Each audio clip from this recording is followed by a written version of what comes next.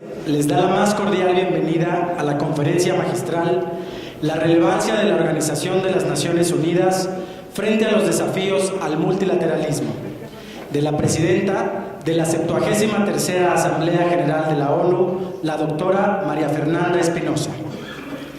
Tenemos el honor de que nos acompañen esta tarde en el Presidium la presidenta del 73º periodo de sesiones de la Asamblea General de la Organización de las Naciones Unidas, la doctora María Fernanda Espinosa.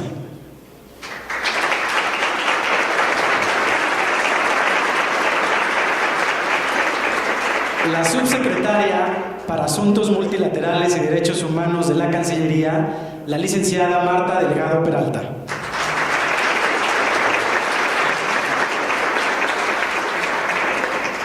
La jefa de gabinete adjunta de la presidenta del 73º periodo de sesiones de la Asamblea General de la Organización de las Naciones Unidas, la embajadora Yanerit Morgan Sotomayor.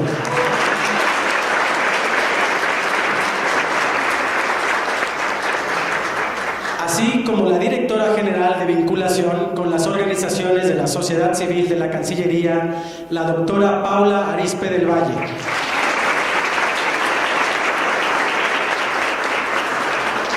Para dar inicio, la subsecretaria para Asuntos Multilaterales y Derechos Humanos de la Secretaría de Relaciones Exteriores, la licenciada Marta Delgado Peralta, nos dirigirá unas palabras.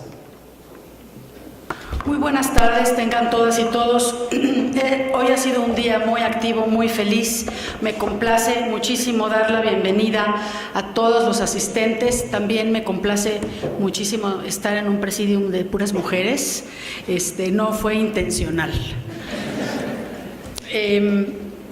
Esta conferencia es muy relevante para el inicio de una administración como la nuestra. El quehacer de las Naciones Unidas durante su actual periodo de sesiones es en particular relevante para enfrentar los desafíos de la tarea multilateral alrededor del mundo. Esta es una gran oportunidad para oír, escuchar de viva voz a la presidenta de la Asamblea General de las Naciones Unidas, la doctora María Fernanda Espinosa Garcés, en un momento en el que la acción conjunta de los Estados miembros está enfrentando una gran diversidad de temas y una profunda complejidad en el panorama global. Con valentía inusual, la doctora Espinosa Garcés ha guiado su proyecto de trabajo desde septiembre que empezó su mandato, con el objetivo de construir unas Naciones Unidas que sean relevantes para todas las personas. Este objetivo se antoja monumental ante la complejidad de las relaciones internacionales en el mundo actual. En lo personal, aprecio ampliamente y le agradezco mucho su presencia en México. Esta es la primera visita multilateral que María Fernanda hace a un país latinoamericano y por eso nos sentimos especialmente honrados. El programa de trabajo que ella ha desarrollado en este primer semestre de su mandato es muy importante porque nos ha permitido asistir a un rico intercambio de puntos de vista, de opiniones, de experiencias de la más alta prioridad para el conjunto de la comunidad internacional y sobre todo también para enriquecer y ampliar la propia labor multilateral que hace México. En estos días hemos estado conversando con muchas autoridades de la Administración Pública Mexicana, el Poder Legislativo, con organizaciones sobre la relevancia de incluir la equidad de género de manera transversal en el quehacer público, sobre la imperiosa necesidad de incorporar la protección del medio ambiente en el diseño y la aplicación de todas las acciones colectivas, así como de la delicada tarea que significa para la gestión actual la migración en todas las regiones del mundo y en particular en México. Es pues un privilegio compartir esta tarde con María Fernanda Espinosa sus reflexiones sobre la relevancia de la ONU frente a los desafíos del multilateralismo. También serán un faro o una luz para la actividad que desarrollamos en la Cancillería. De manera breve, me gustaría compartirles una corta semblanza de la doctora Espinosa Garcés. Ella ha asumido tareas y encargos de la más alta responsabilidad con una extraordinaria capacidad en ámbitos tanto del quehacer político interno de su país, el Ecuador, en áreas de política exterior y de defensa del mismo, como en el plano internacional multilateral. La presidenta Espinosa cuenta con más de 20 años de experiencia multilateral en negociaciones internacionales sobre temas muy diversos: paz, seguridad, defensa, desarme, derechos humanos, pueblos indígenas, igualdad de género, desarrollo sostenible, medio ambiente, biodiversidad, cambio climático, cooperación multilateral, todos esos temas desarrollados con un excelente expertise y a una profundidad envidiable. Ella fue nombrada ministra de Defensa de su país, Ecuador, en noviembre de 2012 hasta noviembre de 2014. Ha sido ministra de Relaciones Exteriores en 2 ocasiones, en 2007 y también en 2017. Fue asesora de la Asamblea Constituyente que elaboró la Constitución de Ecuador en el año 2008. También coordinó el Consejo Sectorial de Política Exterior y Promoción del Gobierno ecuatoriano. Esta es una experiencia que me interesaría muchísimo que me platiques un día, porque es un consejo que seguramente resultó de gran relevancia para los éxitos que tuvo el gobierno ecuatoriano cuando estuviste en ese rol. En el ámbito multilateral, desde el año 2008 fue la primera mujer designada como representante permanente del Ecuador ante la ONU en Nueva York, y en 2014 también fungió como representante permanente de su país ante los organismos internacionales con sede en Ginebra. En sus diversos encargos en el área multilateral, la presidenta Espinosa ha impulsado iniciativas y resoluciones sobre los más diversos temas, desde la condición jurídica y social de las mujeres, con particular atención a las mujeres indígenas en el Consejo de Derechos Humanos, como asesora en biodiversidad, en propiedad intelectual, en objetivos de desarrollo del milenio, sin mencionar su papel sustantivo en la revitalización de la Asamblea General de las Naciones Unidas como una figura que necesita, por cierto, un apoyo importante también de nuestro país y de todos los países que conformamos este cuerpo colegiado. La doctora Espinosa cuenta también con una sólida formación académica que desarrolló con becas de la Asociación de Estudios Latinoamericanos, la Fundación Ford, la Sociedad de Mujeres Geógrafas de los Estados Unidos, la Fundación Rockefeller en su investigación sobre la Amazonía, y ha escrito más de 30 artículos científicos sobre la región amazónica, sobre cultura, patrimonio, desarrollo sostenible, medio ambiente, política exterior, integración regional, defensa y seguridad. A partir de junio de 2018 fue elegida presidenta de la 73º periodo de sesiones de la Asamblea General de las Naciones Unidas. Es la 4ª mujer que ocupa este cargo en la historia de las Naciones Unidas y la primera latinoamericana. Sería muy prolongado seguirme refiriendo aquí de sus actividades y cargos en que se ha desempeñado. Estoy segura que ustedes van a apreciar su brillantez y su profundidad, y también quiero decirles que es una extraordinaria poeta y muy prolífica poeta. Entonces estoy muy orgullosa, además de contar con su amistad. María Fernanda, puedes hablarnos desde aquí o desde el podium, eres muy bienvenida. El podium está aquí.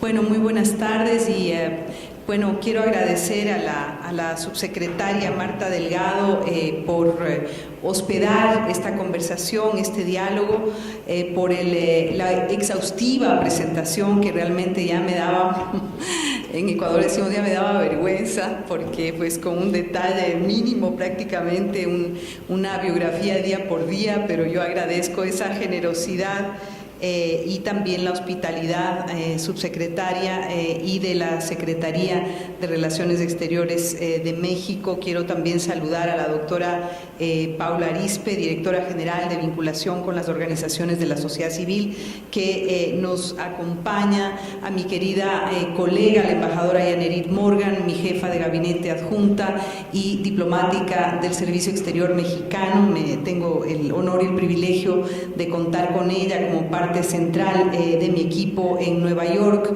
Si me permiten, un saludo particular a mi embajador, al embajador Leonardo Ariza, embajador del Ecuador aquí en México.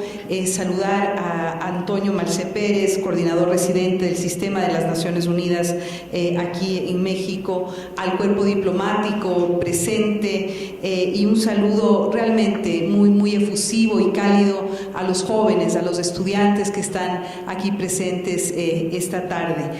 Básicamente esto es para ellos, es para compartir el entusiasmo, el compromiso, la fe en el sistema multilateral.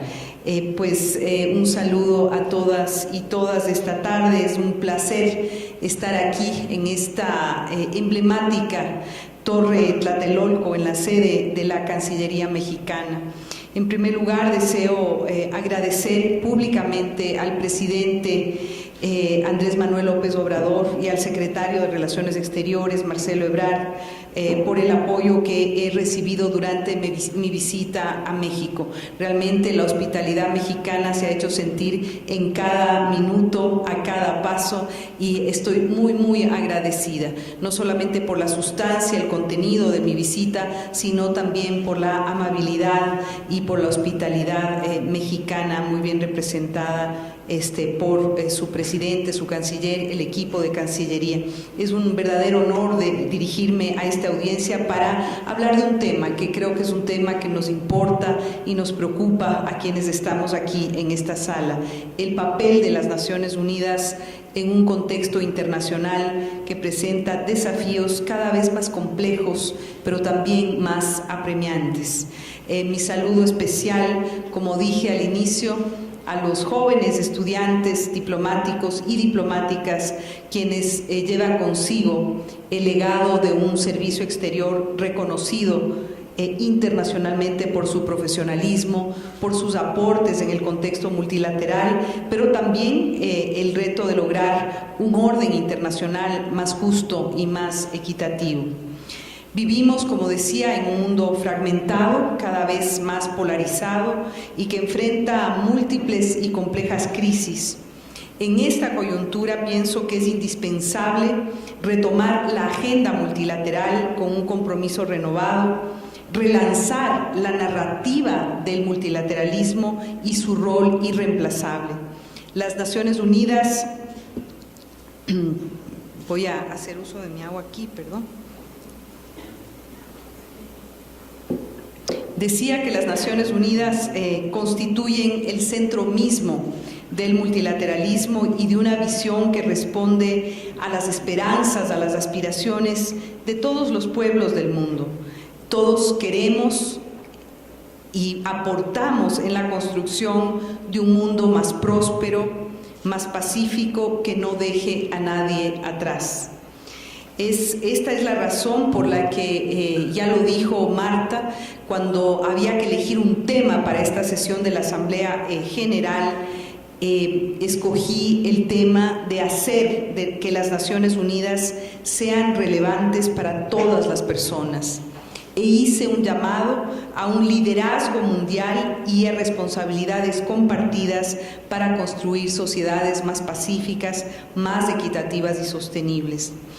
Es verdad que cuando decimos esto, tenemos que hacer una reflexión de lo que ha significado esta era de la globalización. Y la verdad es que la globalización y las nuevas tecnologías han contribuido a lograr avances significativos en nuestras sociedades, incluyendo, por ejemplo, la reducción de la pobreza extrema, el aumento del bienestar general de la población, un mayor acceso al conocimiento y también estas nuevas tecnologías y el proceso de este incremento de la interdependencia lo que ha hecho es estrechar las relaciones y los vínculos entre países. Sin embargo, los modelos de desarrollo, nuestros modelos económicos, nuestros diseños políticos, la forma en la que nos hemos insertado de distintas formas a la globalización, lo que ha hecho es profundizar las desigualdades entre países y al interior de los países también. Millones de personas han quedado fuera de los beneficios de la globalización y se sienten obviamente inseguras de su presente, pero también de su futuro. ¿Le tienen miedo a qué? Le tienen miedo al desempleo, a la inseguridad, a la falta de servicios de salud, a sus retiros, a su jubilación, a la capacidad de los sistemas de seguridad social de soportar y sostener a la población retirada. Y es aquí donde encontramos una gran paradoja, y esta creo que es una paradoja clave, es decir, hay una gran brecha entre el conocimiento que tenemos de lo que está pasando en la realidad y nuestra capacidad de actuar, de abordar, de resolver, de responder a las necesidades de la gente. Esta desconexión entre las expectativas y las respuestas institucionales y políticas obviamente lo que hace es crear desconfianza en los sistemas y en las instituciones nacionales e internacionales. Esa es la gran paradoja de la que hablaba. Esta incertidumbre, este temor, esta desconfianza, obviamente se reflejan en el aumento de ciertas voces que piden un retorno al unilateralismo, que promueven el nacionalismo extremo y el aislacionismo. Esta narrativa está entrando en la conciencia, en el espíritu de muchas sociedades. Lo estamos viendo ahora. Sin embargo, sabemos, y lo sabemos por experiencia, que ningún país, sin importar su tamaño, sus recursos económicos, su poder militar, puede enfrentar por sí solo, por ejemplo, los efectos del cambio climático, el terrorismo, la trata de personas, las epidemias, la migración internacional, solamente por citar algunos desafíos globales. Uno de los retos globales de los que ningún Estado se puede sustraer, y quiero poner un ejemplo concreto, es el del cambio climático. Esta es una amenaza verdaderamente existencial. Es una amenaza que está poniendo en riesgo la continuidad de la vida de los seres humanos en el planeta y de la vida en general, ¿no? No quiero repetir algo que seguramente todos saben, pero es bueno refrescar la memoria. El panel intergubernamental sobre cambio climático ya advirtió que solo nos quedan apenas 11 años, es decir, de aquí hasta el año 2030, para limitar el calentamiento global a 1.5 grados Celsius. Esta porción extra de calentamiento sabemos lo que genera, es decir, incrementa los riesgos de sufrir sequías, calor extremo, escasez de alimentos, pérdida de ecosistemas, y lo está haciendo ya, desplaza y podría desplazar aún más millones de personas de sus lugares de origen. Estamos hablando de un desastre obviamente no solo ambiental, sino también en términos económicos, humanos y también de seguridad. La crisis, por otra parte, la crisis de los refugiados ha llegado a niveles que no habíamos visto desde la Segunda Guerra Mundial.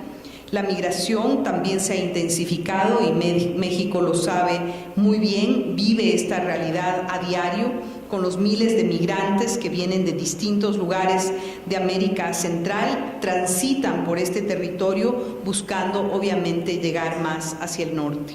Estos fenómenos de desplazamiento masivo están siendo explotados, y lo sabemos también, por los sectores más conservadores para promover incluso actitudes de racismo, de xenofobia y de otras formas de intolerancia. Eso lo estamos viviendo todos los días.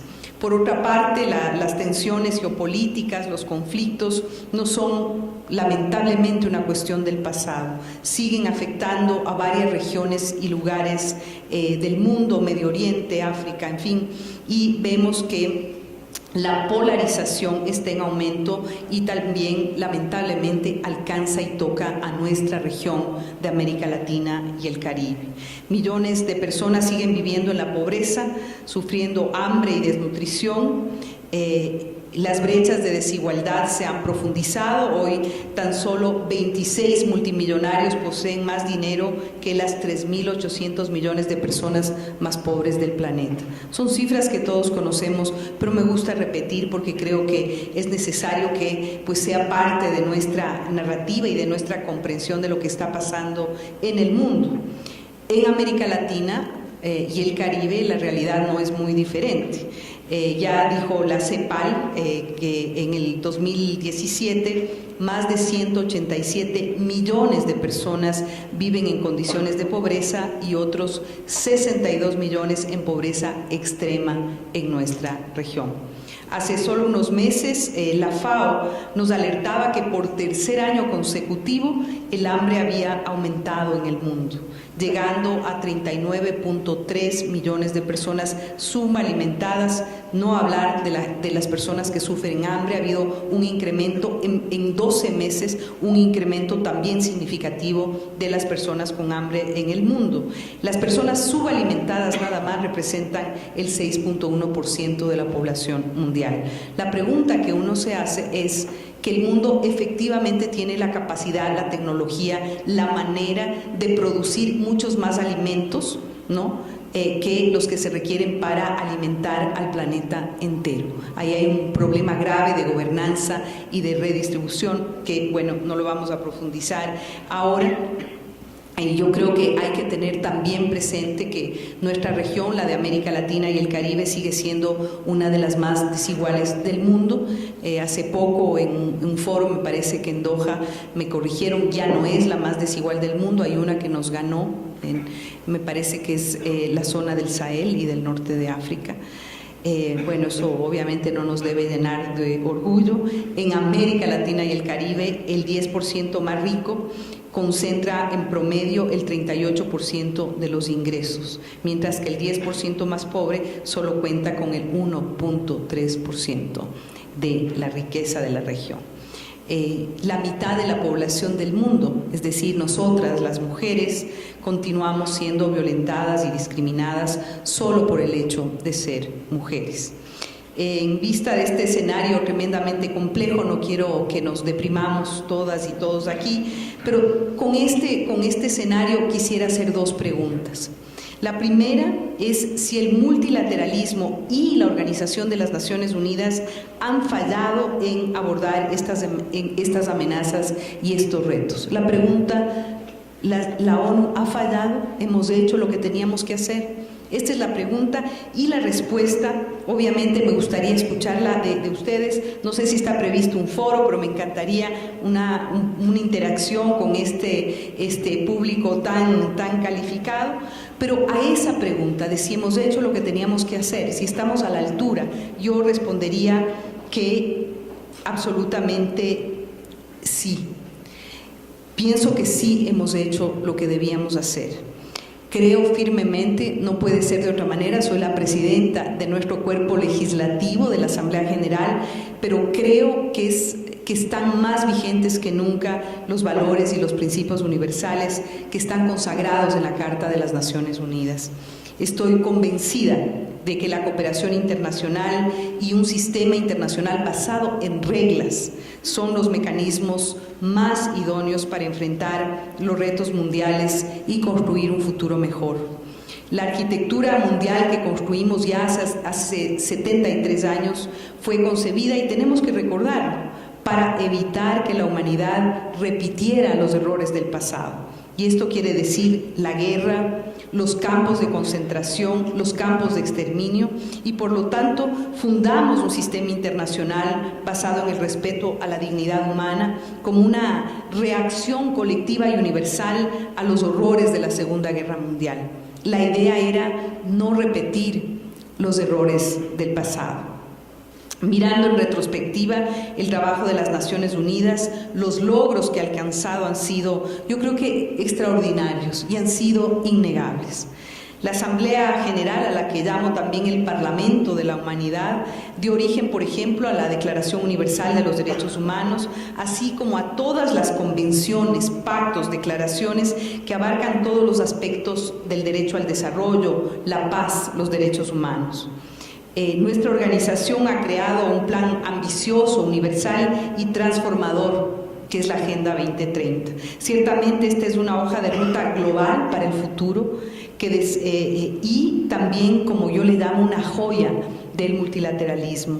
Nuestra organización ha contribuido a la solución pacífica de muchos conflictos. Nos acordamos y siempre repetimos lo que no hemos podido y no hemos logrado resolver todavía, pero hay muchas cosas que se han resuelto. Por ejemplo, se me ocurre ahora hablar de muchos de los procesos de los que estamos saliendo, con muchas oportunidades para el futuro. Por ejemplo, Liberia. Ese es un caso de relativo éxito, acuerdo de paz entre Etiopía y Eritrea solamente el año pasado, y podemos citar muchos más, ¿no? ¿Qué hace la ONU? La mediación, la acción preventiva, así como mantener y consolidar la paz y la seguridad internacionales en muchas regiones y muchos países del mundo. Con nuestro trabajo en el terreno, y me alegro que Antonio esté aquí, porque realmente es una satisfacción y un orgullo saber que siempre tenemos un pie a tierra, y nuestro pie a tierra son los equipos país, son las agencias trabajando, operando a los niveles más pequeñitos y a los niveles de política pública más grandes. Hemos estado hablando mucho con Marta en estos días como ahora en México tenemos esa oportunidad de oro de alinear este ejercicio de construcción del Plan Nacional de Desarrollo con el nuevo marco de cooperación del sistema de la ONU. Es un momento realmente muy prometedor y de privilegio para nuestro equipo de país. Y cuando preguntan, a todo el mundo le encanta cuando le enseñamos la bandera de la ONU, el logo de la ONU, todo el mundo sonríe y le gusta, pero cuando le preguntamos qué hace la ONU, ahí tenemos problemas. No, la ONU muy bien, excelente la ONU, muy bien, sí, me gusta la ONU. Y cuando decimos, bueno, pero ¿qué hace la ONU? La gente tiene dificultad en responder. Y ahí es porque tenemos uno de los desafíos más grandes a los que quizá voy a mencionar después, pero es indiscutible que el trabajo en el terreno de las Naciones Unidas mejora la vida de las personas. Eso es indiscutible. Nuestro personal de mantenimiento de la paz, nuestro personal humanitario, todos los días en muchos lugares del mundo arriesga sus vidas para proteger y asistir a víctimas de conflictos y desastres. Eso es real. La ONU provee alimentos y asistencia a 80 millones de personas y lo hace cada día. Provee el 45% de vacunas para los niños del mundo. Protege a 65 millones de personas que huyen de conflictos, del hambre, de la persecución o de desastres de alto nivel. Eso hace la ONU. Eso hace la ONU. Muy poca gente lo podría repetir. Aquí estamos con una audiencia convencida y que es parte del sistema en general, pero pues es bueno que repitamos lo que realmente hace la ONU. Y nosotros, la Asamblea General, somos del Parlamento, hacemos el trabajo normativo, un trabajo normativo que alimenta el derecho internacional, establecemos las políticas, y la ONU no es una construcción aislada del mundo, no es un grupo de oficinas en Nueva York o Viena o Ginebra. La ONU es la suma de la voluntad política de 193 estados. Y permítanme aquí nuevamente reconocer el destacado papel que ha tenido México como miembro fundador de las Naciones Unidas en la construcción del andamiaje institucional de la ONU, de las normas del derecho internacional, y basta recordar su tradición en el trabajo sobre asilo, así como su participación activa en la redacción de instrumentos fundamentales como la Convención para la Protección de los Derechos de todos los trabajadores migratorios y de sus familias, más recientemente un rol de liderazgo en la redacción del Pacto Global para una Migración Segura, Ordenada y Regular, en la Convención para la Protección de Personas con Discapacidad, en la Declaración sobre los Derechos de los Pueblos Indígenas, entre muchos otros. En materia de desarme, México impulsó, como sabemos todos, el Tratado de Tlatelolco, que estableció la primera zona libre de armas nucleares en un área densamente poblada. Este es un hito fundamental para América Latina y el Caribe y ha servido de inspiración para otras regiones del mundo. Y puedo seguir mencionando muchos otros temas en los que la actuación de este país ha sido central. Por ejemplo, con el tema del problema mundial de las drogas, el financiamiento para el desarrollo en la Conferencia de Monterrey, los temas de igualdad de género, de empoderamiento de las mujeres, la lucha contra el cambio climático. Recuerdo muy bien la exitosísima celebración de la COP16 en Cancún, el tema de solución pacífica de las controversias, en donde tuvo un destacado papel como promotor de la paz en Centroamérica. Y puedo seguir citando cientos de ejemplos. Lo cierto es que México ha sido un actor fundamental en lo que ahora son las Naciones Unidas. Y a pesar de los logros de nuestra organización, que a veces olvidamos, el multilateralismo y las Naciones Unidas lamentablemente generan escepticismo. La gente empieza a preguntar qué es lo que hacemos, si somos eficientes, si estamos haciendo lo que debemos hacer. Y en síntesis, la respuesta es si realmente estamos a la altura de los desafíos que tenemos. La respuesta que yo daría es que sí estamos a la altura. Nuestra organización es el paraguas y el referente del sistema multilateral y ha dado y sigue dando respuestas efectivas.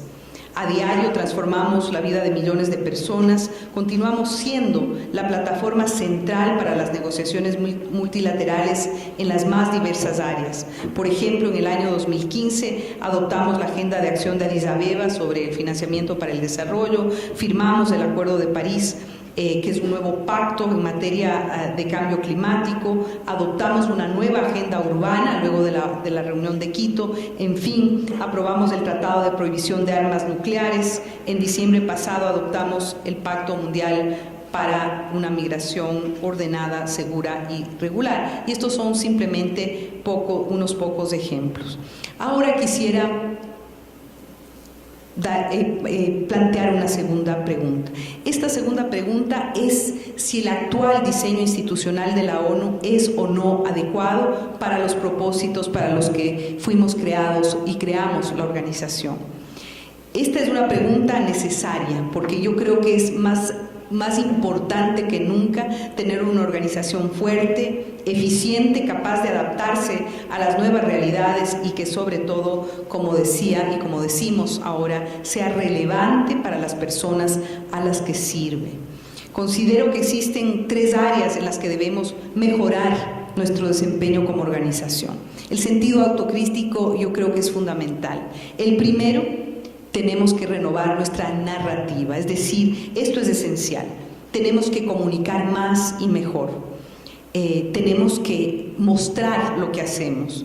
Debemos superar un lenguaje críptico y burocrático de las Naciones Unidas. Esto me lo digo a mí misma, ojo, ¿no? Tenemos que superar el lenguaje críptico y burocrático, reemplazar los acrónimos por los sinónimos. Hacer una tarea, si se quiere, pedagógica sobre lo que hacemos y para quiénes lo hacemos. Tenemos y tengo que reconocer un déficit de comunicación.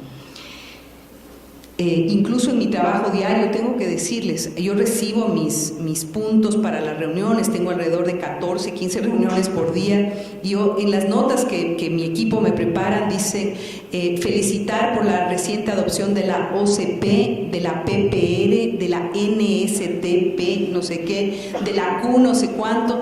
Yo digo, bueno, a ver, o sea, soy la presidenta de la Asamblea, yo no sé qué es la QC, y son acrónimos reales, ¿no? QCP era Quadriennial, no QF, Program Framework o algo así. Yo decía, por Dios, le felicito pues porque hemos avanzado en la QCPPR, no sé qué. Y es así como hablamos en las Naciones Unidas. Nuestras negociaciones, en las salas de negociación son así. La línea tal, el párrafo tal, ponle la PP, QLM, MN, no sé qué, y es un trabajo fundamental, importantísimo. Pero creo que debemos reemplazar los acrónimos por los sinónimos y hacer un trabajo mejor en comunicación. Tenemos que acercarnos más a las personas, a la sociedad civil, al sector privado, a los medios de comunicación, a la academia, para fortalecer el apoyo a nuestro trabajo y conseguir que la gente en general la gente, la opinión pública, comprenda y refrende nuestra labor y se apropie de ella. Ganar la batalla de comunicación es absolutamente imprescindible. Una batalla que se debe dar tanto en los medios masivos de comunicación como en las redes sociales. Las redes sociales, yo tengo sentimientos encontrados sobre el rol de las redes sociales, tengo que decir la verdad, ¿no? Porque las redes sociales pueden ser armas poderosísimas, ¿no? Pueden ser transformadoras, pero también pueden ser destructivas. Y pueden ser herramientas difíciles de predecir, ¿no? Esta responsabilidad de superar el déficit de comunicación es una responsabilidad colectiva. Todos los que creemos en el sistema multilateral, porque conocemos sus beneficios, tenemos ese deber. Los líderes mundiales tienen una responsabilidad mayor, por supuesto. Ellas deben transmitir de manera contundente que el multilateralismo no es una opción, es realmente una necesidad de supervivencia. Permítame también decirles que, por ejemplo, no podemos hablar aquí en abstracción, en acrónimos, etc. Les voy a dar un ejemplo bien concreto de lo que es perder una batalla de comunicación del trabajo de la ONU, ¿no? Perdimos la batalla de comunicación en el Pacto Mundial para una Migración Segura, Ordenada y Regular. Su negociación fue producto de la urgente necesidad de responder a las crisis migratorias de los últimos años y, sin embargo, fue objeto de una campaña viral de desinformación, de ataques infundados, de distorsión de los propios contenidos y de la naturaleza del pacto. Y esto, lamentablemente, ocasionó que varios estados no acompañen su adopción en el pasado mes de diciembre. Y pueden ustedes hacer una pequeña investigación para ver. Cuando nos dimos cuenta de lo que estaba ocurriendo fue un poquito demasiado tarde. Este es el primer punto de lo que podemos y debemos hacer mejor. Les dije que son 3, ya mismo terminamos. El segundo, necesitamos una organización que responda a los más vulnerables. Nosotros, como organización, como cuerpo de trabajo colectivo, tenemos que pensar a quiénes representamos, y eso es una tarea que yo pido a mi equipo y yo misma, poner nombre y apellido a las personas para quienes trabajamos. Y estamos hablando de un mundo en el que más de 700 millones de personas no pueden satisfacer sus necesidades básicas. Eso es obviamente un mundo que no queremos, un mundo injusto e inviable, un mundo en el que 262 millones de niños y niñas siguen sin tener acceso a la educación. Es obviamente un mundo desigual, un mundo en el que las mujeres continúan percibiendo ingresos más bajos que los hombres solo por ser mujeres. Ese es un mundo discriminatorio y excluyente. La brecha salarial a nivel mundial es del 20%, es decir, las mujeres por el mismo trabajo y con la misma calificación perciben 20% menos de salario por su condición de ser mujeres. Y podemos seguir citando cifras que son desgarradoras, como el número de refugiados, las personas con hambre, las víctimas de trata, de tráfico y violencia, un largo etcétera. Por cierto, las víctimas de trata y tráfico, el 71% son mujeres y niñas. Y por eso la Agenda 2030 viene pues a afincar y afianzar este camino de lo que debemos hacer. Yo digo que la Agenda 2030 es un kit de supervivencia, ¿no? Es una hoja de ruta para superar esta realidad, para combatir la pobreza, para crear trabajo decente, para cuidar el medio ambiente. Desde la adopción de la Agenda 2030 en el año 2015 hemos avanzado, es innegable, pero no al ritmo que se requiere. Y esto especialmente ocurre en los países del sur global.